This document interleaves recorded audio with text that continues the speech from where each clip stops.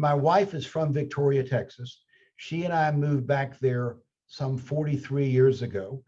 Well, when you come to a place like Victoria that has maybe 40 Jews, maybe at the time, well, advance the ball forward 25 years. My kids are now gone. We've done Sunday school, and basically the congregation's now gotten smaller. We got hooked up with the Jewish Legacy Project and David Sarnat, basically to do an estate plan.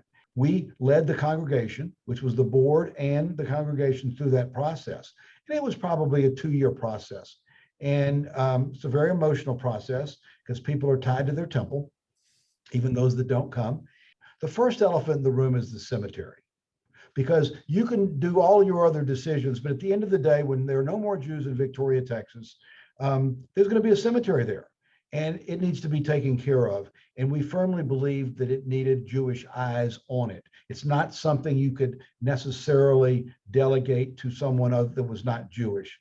So that's the big elephant in the room. The other big elephant in the room is basically your building, because we had a nice historic building, and what are you going to do with that?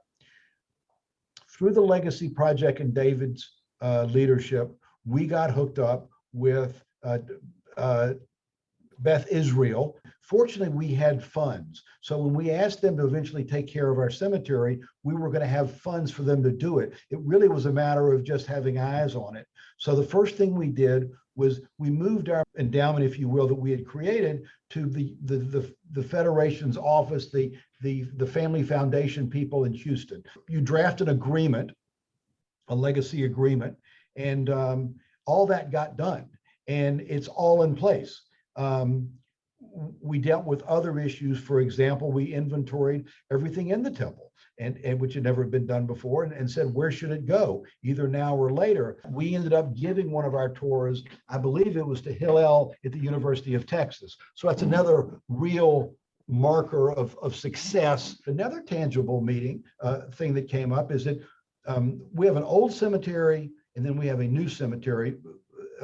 And again, it's in the part of town where there are a bunch of cemeteries, and obviously we're the Jewish part.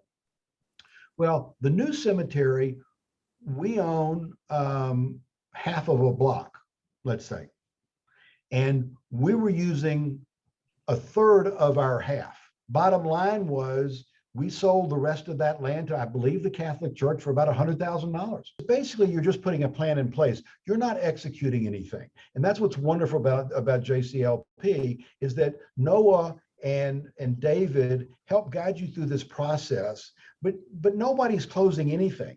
It gets everybody on the same page, and it gets you to think about things that you would not otherwise think about. They don't charge for the service, so there's no downside to doing this planning. You don't pay anything. You need to see what you have and make a plan for the future, so that basically the last person doesn't just turn out the light, which doesn't make any sense.